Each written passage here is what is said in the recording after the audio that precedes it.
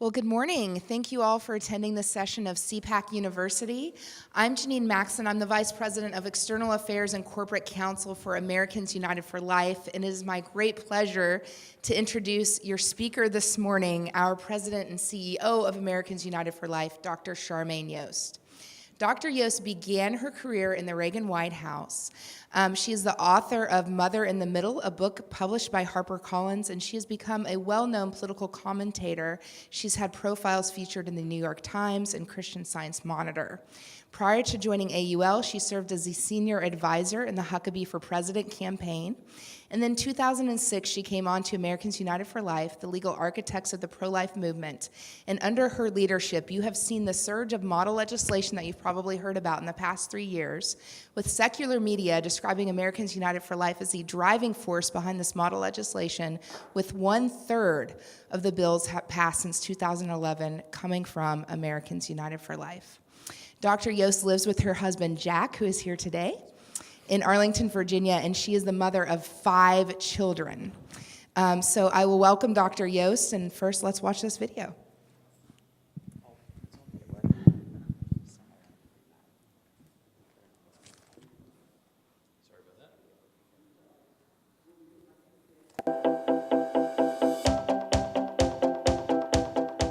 Planned Parenthood is Abortion, Inc., and Time magazine has named Planned Parenthood CEO Cecile Richards as one of the 100 most influential people in the world. But in her 9 years as CEO of Planned Parenthood, what has her influence been? Planned Parenthood is the largest abortion business in the United States, and there's a reason. I am proud tonight to support the re-election of President Barack Obama. Under Cecile Richards' leadership, Planned Parenthood's taxpayer funding has risen by more than 1/3. In fact, last year alone, the abortion giant received over $500 million of your tax dollars. Every day, this abortion business receives $1.26 million taxpayer dollars. That's $1.26 million of your tax dollars every day. This means that last year, your tax dollars accounted for at least 40% of Planned Parenthood's total revenue. Neither Cecile Richards nor President Obama will tell you this. That's why Americans United for Life has released Abortion, Inc., a report sharing the latest information and our analysis from Planned Parenthood's own annual reports. At Planned Parenthood, abortion is going up, government funding is going up, and everything else is going down. What we do at Planned Parenthood is make sure that women have all their options for health care. But if this is true, why, under her leadership, has Planned Parenthood cut their cancer screening services by more than half? In contrast, under Cecile Richards' leadership, Planned Parenthood required all of its affiliates to perform abortions.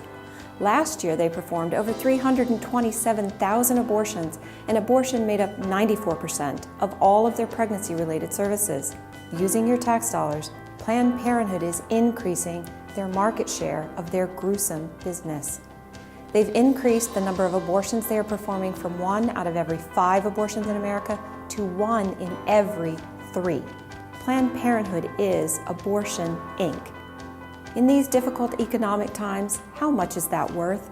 Under Cecile Richards' leadership, Planned Parenthood has reported over $700 million in profit.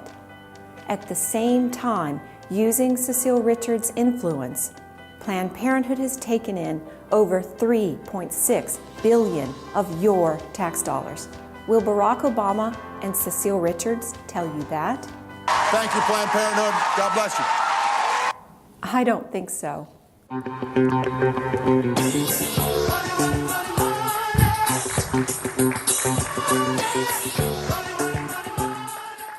Well, you know, I wanted this kind of, I think Money, Money, Money is a good walk-up song for the morning. What do you think? I figure good morning and welcome to, and thank you for walking down this hallway.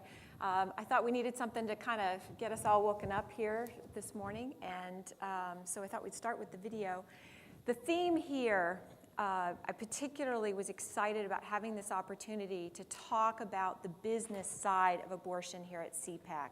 because I think it's really important for us to continue to help educate people about the overlap between the life issue and the economic issue. And make no mistake about it, I hope that this video underscores for you that when we're talking about confronting abortion, we have to be thinking about it from a business perspective. Because for too long, the abortion industry has managed to kind of skate along and market themselves as a healthcare provider, as a human rights movement kind of thing, where in actual fact, we really do need to be thinking about the paradigm of them as big abortion. Now, one of the reasons why I don't actually want to talk exclusively about Planned Parenthood today.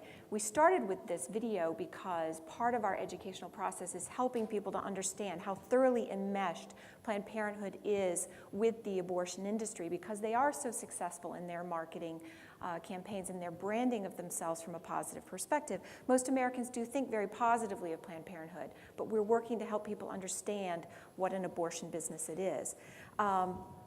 But today I want to talk about, because there is this very positive conception of Planned Parenthood, I want to talk about the abortion industry as a whole, because it is a very big business. The point that I want us to focus on today is that because it's a big business, much like the smoking industry, the cigarette industry, big abortion should come with a warning label. This would be my suggestion. Why is this? Well, a couple years ago, we faced the spectacle of seeing Kermit Gosnell, who was a very, very dirty abortion doctor, finally exposed for the horrific business that he was doing. Kermit Gosnell is the face of the legal back alley in our country today. And some people would like us to think that he is alone in the way that he was doing business, but what I want to argue to you today is that Kermit Gosnell is not alone in the way that he does business in abortion. If you're not familiar with his name, although I'm guessing in this audience we have a high degree of knowledge on this, he was convicted of first-degree murder of at least 3 born-alive infants. And then he was also convicted of manslaughter of a woman named Karnamaya Mongar. Karnamaya Mongar is not a household name in America, but she should be. Karnamaya was the mother of 4 children, and she survived 20 years in a refugee camp in Nepal. She was originally from Bhutan, and she came to America in search of the American dream. She became pregnant with her 5th child when she got here, and in panic and desperation, she turned to Kermit Gosnell to help her in a situation where she felt like she had no other place to turn. He ended up giving her an overdose of Demerol, and when the emergency responders got to Kermit Gosnell's clinic, the hallways of his clinic were so cluttered and so narrow and so jammed with other things that they had to put her on a backboard. They couldn't even get a gurney out of his clinic in order to get her out. And later, the reports that came out later said that the precious time that they lost in getting her out of the clinic could indeed have been contributed to the margin where they were unable to save her life. But do you see marches going on in the name of Karnamaya Mongar across this country from the defenders, the self-styled defenders of women's health? No, you do not. But Karnamaya Mongar, just like Kermit Gosnell is not alone, Karnamaya is not alone either. Tanya Reeves was a single mother in Chicago, and she went to one of the flagship Planned Parenthoods on Michigan Avenue across the street from the Art Institute. She would have had every right to expect that that was a place that she could turn for help when she was desperate. And what kind of help did she get? She too was given shoddy medical care and left to hemorrhage for 5 hours before Planned Parenthood took her for emergency help. 5 hours before emergency help from Planned Parenthood, not from some fly-by-night kind of the image that people have of back alleys, but Planned Parenthood operated as the black alley that day, and Tanya Reeves lost her life. Jennifer Morbelli. What I want you to see here is the spectrum of American women who have been hurt by the abortion industry, by the legal abortion industry in this country. Karnamaya Mongar was a refugee. Tanya Reeves was a single mom from Chicago. Jennifer Morabelli was a kindergartner teacher from upper middle class white America. She ended up with a late-term pregnancy where they discovered a fetal abnormality, and she turned to Dr. Carhart, thank you, Carhart in Maryland. At the time that she was rushed to the emergency room after her late-term abortion at the hands of Dr. Carhart, he was flying out of the state somewhere else and not reachable. Jennifer Morabelli also lost her life at the hands of the legal abortion industry in our country. It's not just a loss of life that hurts American women at the hands of the abortion industry. Dr. Naresh Patel was helping American women. They would come to him for a pregnancy test. He told them he was pregnant, performed an abortion on them. Guess what? They weren't pregnant. I'm very proud to say that Americans United for Life participated in seeing him with his hands behind his back in handcuffs. Friends of ours from Operation Rescue discovered the fraud that he was perpetrating in his clinic, and together we helped the Attorney General, Scott Pruitt, sent in undercover investigators who corroborated what he was doing, and he is now sitting in prison awaiting trial. So why, as I'm talking about the abortion industry, am I so emphasizing women? It's not something that the pro-life movement is necessarily known for, although if we're being fair to our movement, for years we have been the ones who have been involved in post-abortion counseling. But I want us to take our passion for the post-abortive woman and marry it together with public policy, and I hope by the end of today you'll be able to see how there is a supply-side approach to targeting the abortion industry. In looking at Roe v. Wade, there are two things that the justices said in that case. One was that the state had an interest in protecting women's health from the moment of pregnancy. Protecting women's health from the moment of pregnancy. This is so important for us as a movement to know that there are these two emphases going all the way back to 1973 in that case. The state has an interest in protecting women's health and in respecting and protecting unborn life from the point of viability, according to Roe v. Wade. Of course, we would argue that the interest becomes sooner. But this is what's currently in our law from Roe v. Wade, and it's important for us to know that we need to have a mother and child strategy, and that in our law there is justification for emphasizing that. In Roe v. Wade, they went on to say that a state may properly assert important interests in safeguarding maternal health, in maintaining medical standards, and in protecting potential life. The privacy right involved, therefore, cannot be said to be absolute. And I want you to know that this is right there written in Roe v. Wade when we hear the other side talking about privacy and choice, that the Supreme Court has said that that right is not absolute. So the mother-child strategy coming forward from Roe up to Casey in the 90s, in Planned Parenthood v. Casey, the justices said the state has a legitimate interest from the outset of the pregnancy in protecting the health of the woman and the life of the fetus that may become a child. Again, we disagree with them about this may become instance, but already you're seeing here in the law the foundations of a mother and child strategy and how we as a movement must be echoing this theme that the justices have laid out for us. So, another quote from Planned Parenthood v. Casey, as with any medical procedure, the state may enact regulations to further the health or safety of a woman seeking an abortion. Now, I want to drive this message home because not only is it the safety and health of women, but we have to ask why in Planned Parenthood v. Casey, when the pro-life movement was really hoping at that point that we were going to see an overturning of Roe, what was it that the justices told us? What kind of breadcrumbs did they leave us in looking at how they're thinking about abortion as to why they didn't overturn Roe at that point? They laid out in that case something that we referred to as the reliance interest. And here's what Justice Kennedy wrote in Planned Parenthood v. Casey. And in this audience, you know how important it is to pay attention to what Justice Kennedy, our middle justice on abortion on the Supreme Court, what he had to say. And here's what he wrote in Casey.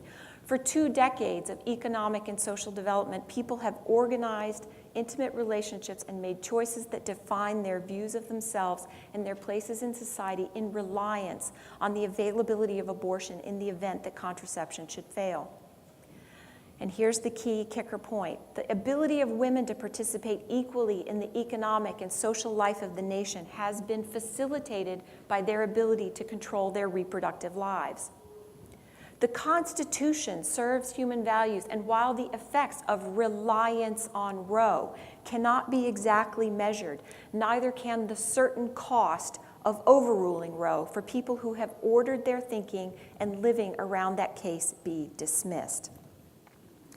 So what you're seeing here is a Supreme Court who thinks that there is a certain cost to overruling Roe. They think that if we get rid of Roe, that it's going to be harmful to women, not just in their health, and frankly, I hope what you're going to see today is that the justices have not been convinced yet that there is a health threat to women. What they're concerned about is that overruling Roe is a threat to women's status in society. So as you fast forward to Gonzales v. Carhart, where the justices upheld the partial birth abortion ban in 1997, suddenly they've gone from not being willing to overturn Roe in Casey to coming forward to Gonzales v. Carhart, and they're willing to kind of consider some sort of limit on it. And another thing that Justice Kennedy said here in Carhart was that it was evident that there was an effect on women. So this is something that we want to focus in on as we look at our legislative strategy. We need to tie into the legal strategy at the same time so that there's a parallel track going on here. Because every single time that you introduce a bill in the legislature, every time that you're engaging in a public debate over how we're addressing abortion, the legislation that you're standing on gives you a chance to talk about the issue. And what I hope to inspire you with today is to find ways to use this legislation that we're talking about to further this conversation about how it affects women, Because virtually every mention of the medical risks in Supreme Court opinions involving abortion refer to the risk to women from not having abortion. The other side has been really effective at co-opting this language and making health for women seem dependent on abortion instead of what we know to be true, which is that abortion itself is a threat to women's health. So undermining the reliance interest is a key to reversing Roe. So what is this certain cost of abortion itself? And what I find is even in talking to pro-life audiences, I find that this cost that we know to be true of abortion is not well known even among pro-life audiences. And certainly at the time of Roe v. Wade and Planned Parenthood v. Casey, the data was not there as much as we have it now. One of the great pieces of progress that we've seen over the last 40 years is that there has been much more research done into how abortion affects women. So what do we know now is the certain cost of enduring the abortion regime in our country? Blood clots, hemorrhage, incomplete abortions, infection and injury to the cervix and other organs, placenta previa, preterm birth, drug and alcohol abuse, mental trauma and psychiatric admissions, and finally, the loss of the protective effect that a first full pregnancy has against future breast cancer. I'm pausing and going a little bit more slowly on this because I get a lot of questions about the connection between abortion and breast cancer. This is important to me because I'm a breast cancer survivor myself, and in my entire treatment for breast cancer, no one ever talked about abortion. No one ever does in the medical community. But the data is really, really clear that having a full-term first pregnancy helps to protect women from a future incidence of breast cancer. So if you interrupt that pregnancy, you also interrupt that protective effect that the woman gets from having a first full-term pregnancy. So there is a connection, and feel confident in stating that, between abortion and breast cancer. So abortion should come with a warning label. Abortion should come with a warning label. 1 in 10 women are affected by an immediate complication from abortion. An immediate complication from abortion. And these are not the benign kind of, here, take an aspirin kind of complications that Planned Parenthood would like people to think. Frequently, it's hemorrhaging. Frequently, it's severe hemorrhaging. In fact, of those 1 in 10 women who have complications, 1 in 5 face a complication that could be life-threatening. 1 in 5 of every woman who has complications. How does big abortion respond to this? How do they respond? We know from former abortion clinic workers that what they frequently do is they tell women, go home, take your aspirin, rest, drink a lot of fluids and water, and if you have a problem, go to the emergency room and tell them you're having a miscarriage. That's how the defenders of women's health respond to the risk of hemorrhage from abortion. Over 100 studies now tell us that abortion carries significant psychological risk for women, significant psychological risk. In fact, 27% of women who have abortion go on to consider to have some sort of suicidal ideation and to consider taking their own lives. So in response to this, Americans United for Life has launched 2 years ago the Women's Protection Project. What this is every year we come out with a book called Defending Life, which is a compendium of pro-life legislation that is designed for pro-life legislators who want to make a difference on the life issue. We now have over 50 pieces of model legislation that pro-life legislators can consider. But as we were looking at this issue, we felt like pro-life legislators need to have a way to focus on women and to focus on advancing this argument that abortion harms women. So we put together a compilation of 7 of our top pieces of legislation that help to make this argument about women and help to get at the supply side of looking at how big abortion does business and has a tremendous profit margin based on women's suffering. And it's rooted in this prelude that I've given you of how we are targeting the state's interest in safeguarding maternal health. Because what we always want to be able to do is to go to a pro-life legislator and say, you can feel confident advancing this argument, feeling confident that it's going to withstand constitutional scrutiny. You can feel confident in saying the state has an interest in safeguarding maternal health. So what does the supply side look like as you're targeting the abortion industry? One of the most effective is looking at clinic regulations.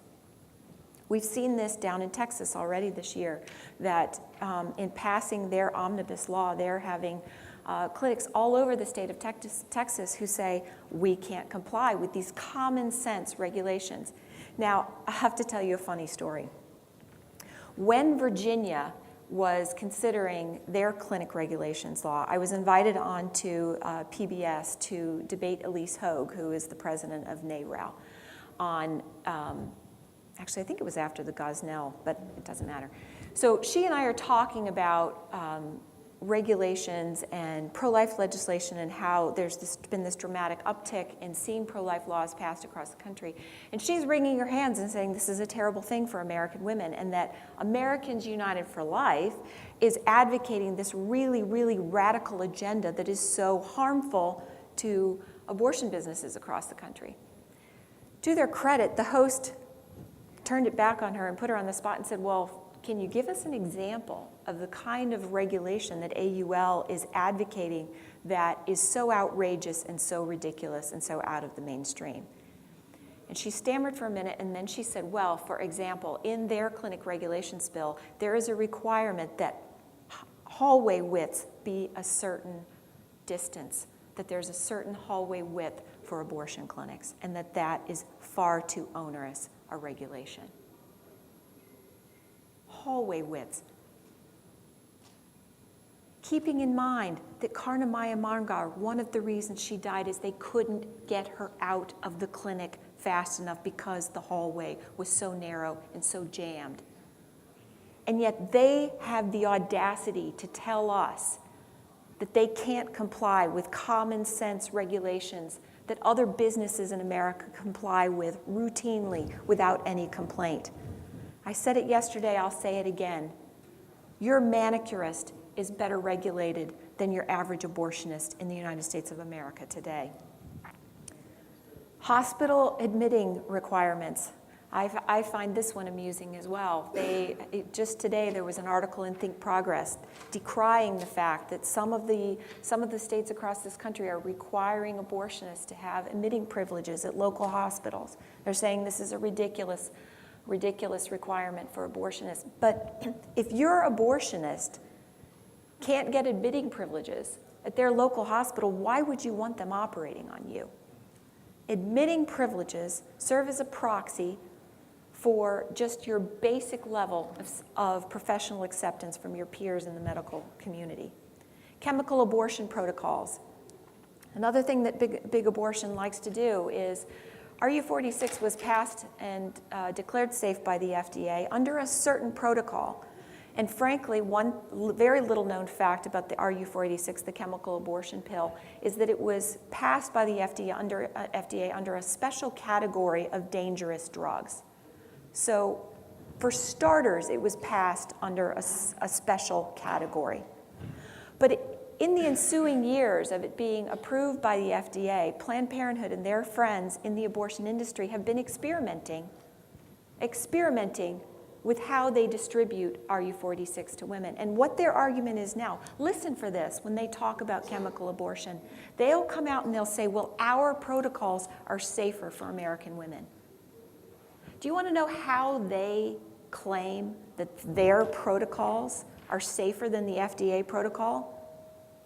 Not based on scientific evidence or scientific studies, no, based on their own monitoring, completely unregulated, unsupervised, their own monitoring of their own distribution outside of the realm of FDA protocols.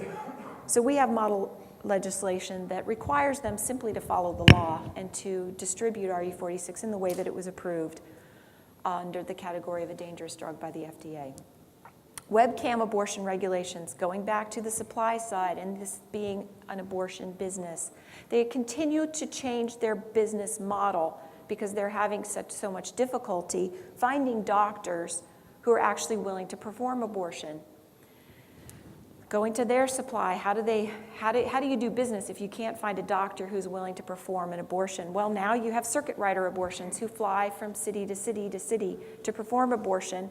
And so, understandably, this is one of the reasons they can't get admitting privileges at local hospitals, because the local doctors don't want to vouch for this guy who's going to fly in and fly back out, just like Carhart did. He was on a plane flying to his next abortion when Jennifer Morbelli was dying in the hospital, hemorrhaging from the procedure that he had performed on her. So what's their answer? Their answer is to do webcam abortions. What is that, you might ask? Well, the defenders of women's health who claim that abortion is between a woman and her doctor are now setting up abortions where she walks in and she has a Skype appointment with the doctor. He then performs his examination of her via Skype, and then the nurse practitioner or whoever else might happen to be in the clinic then gives her the medication after the doctor signs off on it. We know from working with Abby Johnson, who used to work at Planned Parenthood, the doctor that she worked with used to fly to the Caribbean and sit on a beach under a cabana. They would email a tape to him while he was sitting on the beach. He would look at it on his phone, and then he would email approval back to them that it was okay to do the abortion. That's what abortion, from big abortion, in the United States of America in 2015 looks like. Webcam abortion regulations require an actual doctor, a physical exam, and an in-person examination. Enforcement options for state abortion laws. Going back to Dr. Gosnell, there were actually laws on the books in Pennsylvania that would have shut his clinic down. But there wasn't anyone who had the political will to hold him accountable for the way that he was doing business.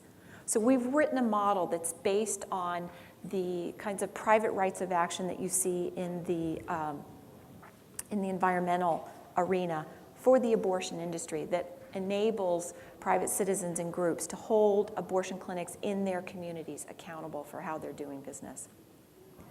So here's the good news in all of this. I've painted a very bleak picture of what the abortion industry in 2015 America looks like. The good news is the pro-life movement is on the move.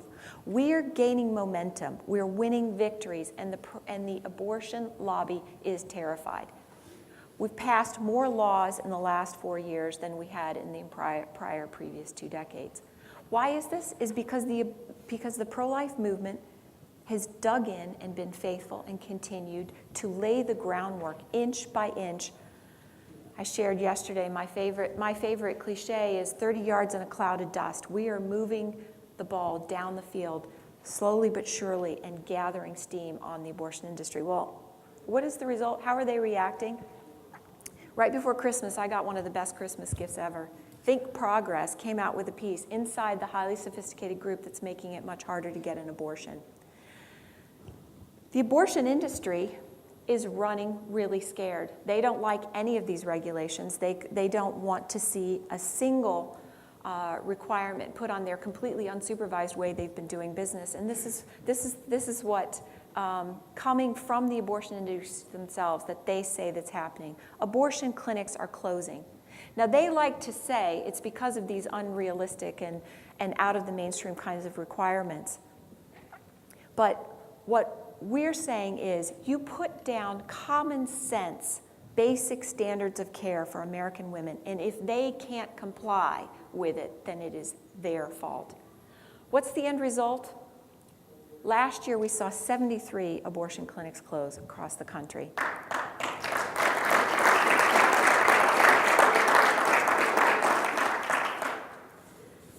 Some of them ended up, a handful of them were able to reopen their doors simply because they were able to enjoin the regulations in court. So we've got a lot of work to do legally and legislatively and in the culture to maintain this momentum that we're seeing in this forward, this aggressive strategy to hold the abortion industry accountable. There's a lot of work left to be done. But it also underscores how scared they are. Here's my most important points. It is absolutely critical that as a pro-life movement, we understand that we must have a mother and child strategy, that we keep those two together. We have to recognize that this industry is big business. And most importantly, we cannot allow the left to drive a wedge between us and say that over here is the pro-life movement and babies, and over here that they're the ones, that the abortion industry are the ones who are on the side of women.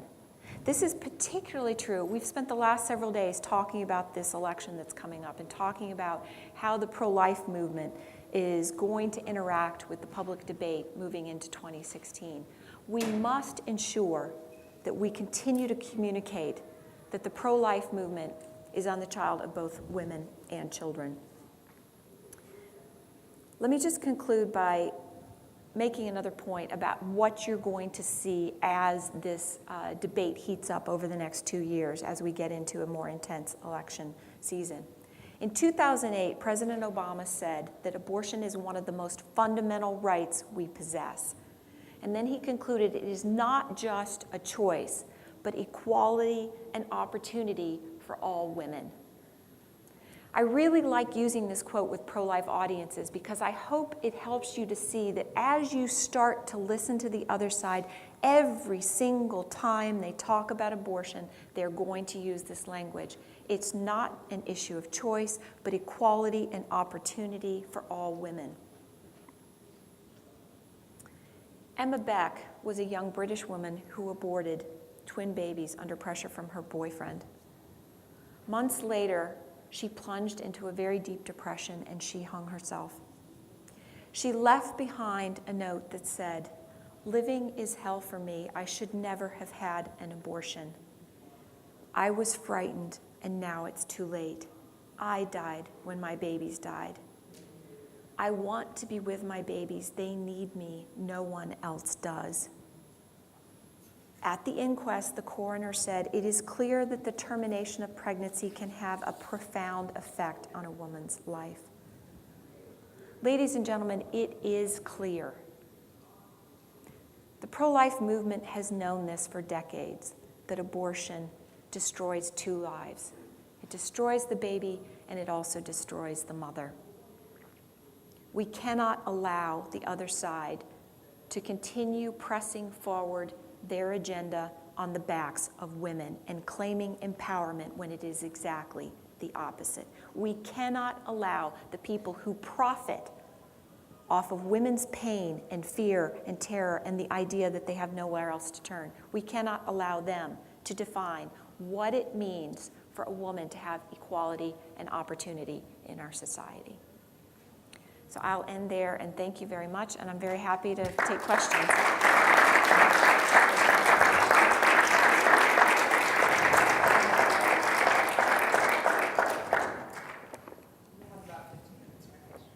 Okay. Hi, Charmaine.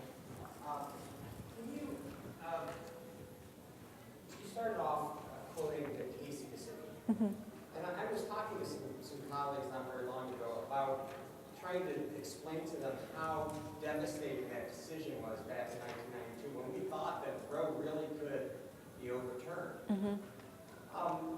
But when I reflect back on it now 20 years later, I'm not sure we were ready for Roe to be overturned in 1992. And you look at the progress we've made, you look at the shift in public opinion, you look at technology with how it's caught up to showing humanity of the unborn child. And I'd like you to kind of address what's the likelihood of the court. We've operated in this Casey framework for the last 22 years. What's the opportunity that the court on something like pain capable or something along those lines could kind of fundamentally re-alter the structure of what we can operate under from the Casey decision? And are we a lot better off to take advantage of that today than we were back then? Wow, that's a great question. I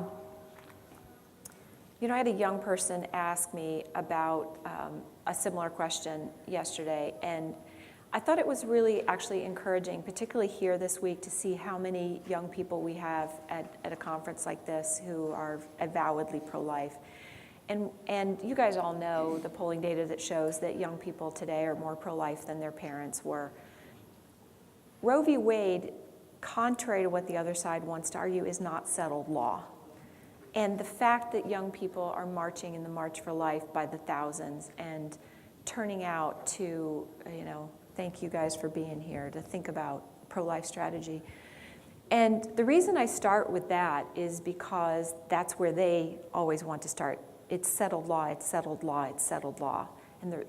But the reason they start there is because they know it's not. And my sense in working on this issue every day and interacting with our opponents more often is that I feel like I'll be interacting with our opponents and I've sensed from them their great concern over our strategy, and then I turn and talk to our people, and I sometimes feel like our opponents understand our strategy and how much ground we're gaining better than we do. Which is to say that I'm very optimistic about where the court goes next. Am I going to argue to you that we get to see Roe overturned tomorrow? Probably not. I think you're right. The great genius of the American political system is that we don't do revolution. We don't do things that jerk the political fabric too much. Our whole system is set up to change in ways that the American public accept. And so that's why you have this combination of a cultural and a legal and a legislative approach that all works together to make sure that we're all in step. One of the reasons I was excited about being a part of AUL's strategy is when we talk about it internally, we talk about the fact that by looking at the state-based legislative strategy, this is a post-Roe strategy. If Roe were overturned, the very next day we'd have a 50-state battle. So in many senses, the pro-life movement is ahead of its time. The fact that we're all out there pursuing a 50-state strategy today means that we've moved on. So it is important to keep the legal battle moving forward, and I hope I've shown you that I think we've got a great legal strategy.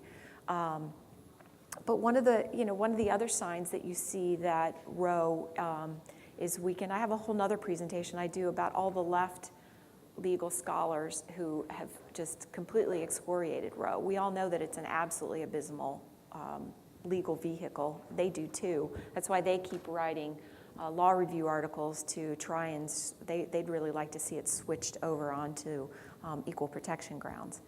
Now, I'm not 100% sanguine. We need to have some more pro-life justices on, or actually, I believe that your justices should not come with any agenda whatsoever, but we need justices who are willing to read the Constitution strictly. So it's important, that's important, but we're not 100% dependent on that law because it's a bad law, it's a weak law, and I think the court has left us a wide open turf for maneuvering. As long as we do focus on both the mother and the child, I think that's absolutely essential for reaching Justice Kennedy. And if there's play to develop a majority that will further restrict Roe, it's going to have to address the woman. We cannot end up in front of the Supreme Court and not have anything to say about the woman. Is your mission mostly to lawyers? Contrast your mission to the mission of the National Right to Life? Well, we, as a pro-life movement, we all try to work together. And National Right to Life also does legislative strategy at the state level. We have an emphasis on this supply-side clinic regulations and looking at abortion as a business. That's a particular niche for us. The mother-child strategy is a particular niche for us. So that would be how I would describe our strategy to you. We do focus very heavily on the law, and our attorneys, just since we just released the 10th anniversary of Defending Life, which our opponents call the Pro-Life Playbook, and just since January, we've had over 500 requests for model legislation. So we're pretty excited. There is a wide open field out there right now for pro-life legislators and for the pro-life movement to be making a real difference in state legislatures. Thank you for doing this presentation. I live in Tennessee. We had a pretty big proportion of the juvenile bills passed in November, which successfully neutralized our state constitution on abortion so that we can pass regulations going forward. What would you say are the first things that our state legislation focus on? Oh, that is a great question. And one of the things that I love about Defending Life is we have a chapter for all 50 states. So if you go to our website, aul.org, you can actually, there's a map and you can click on Tennessee and there's a whole list of things that Tennessee should do next. I hope you'll do that.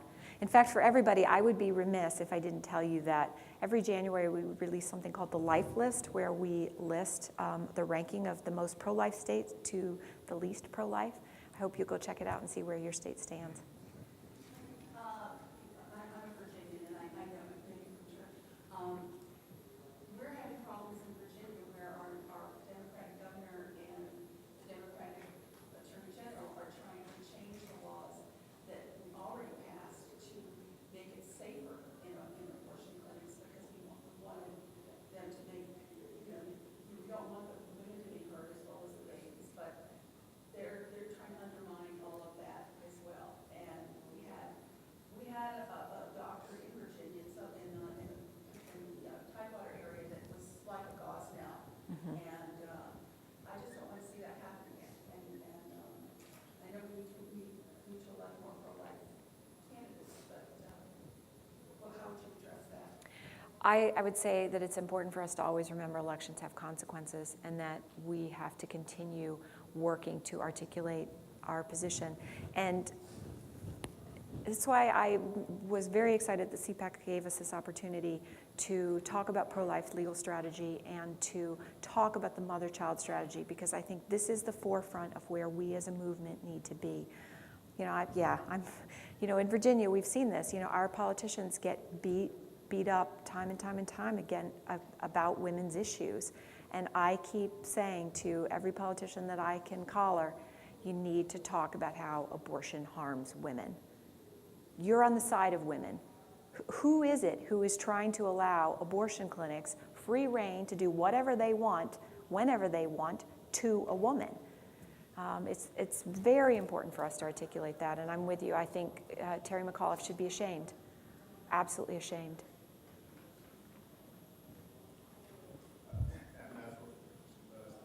So in 2012, Democrats ran on this platform that Republicans are aiming for women, and Obama won single women by a significant margin.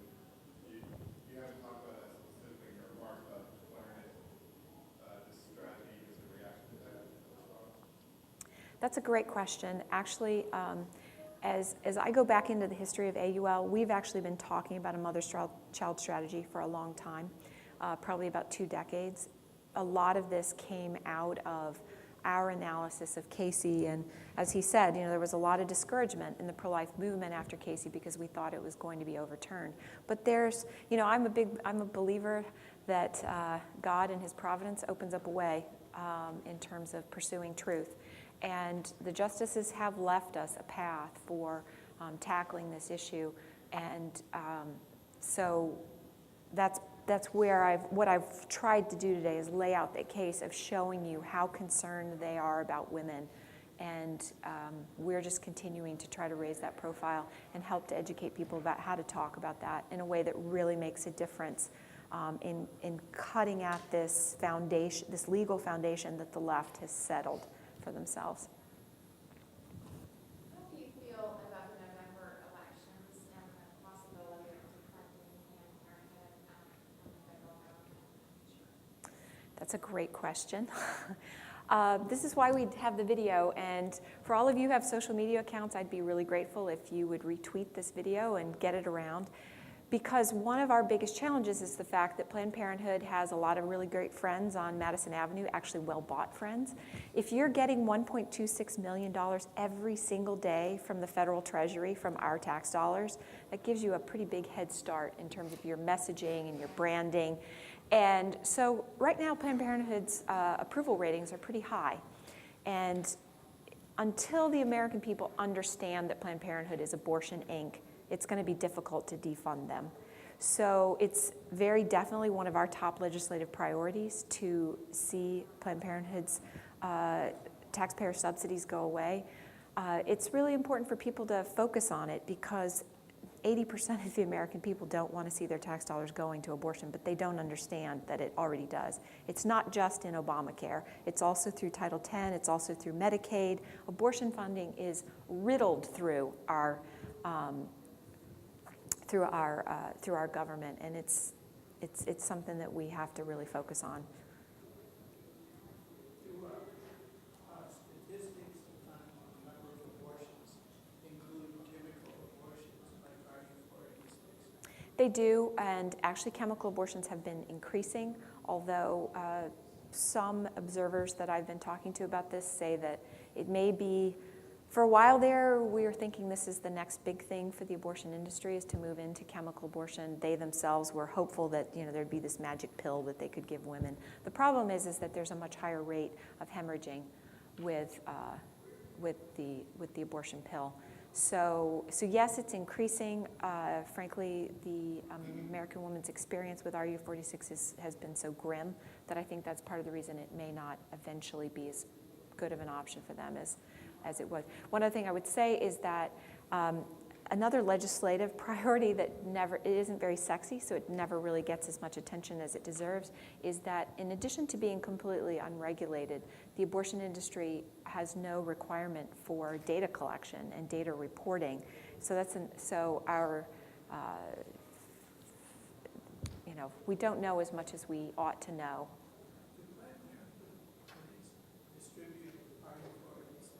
Yes.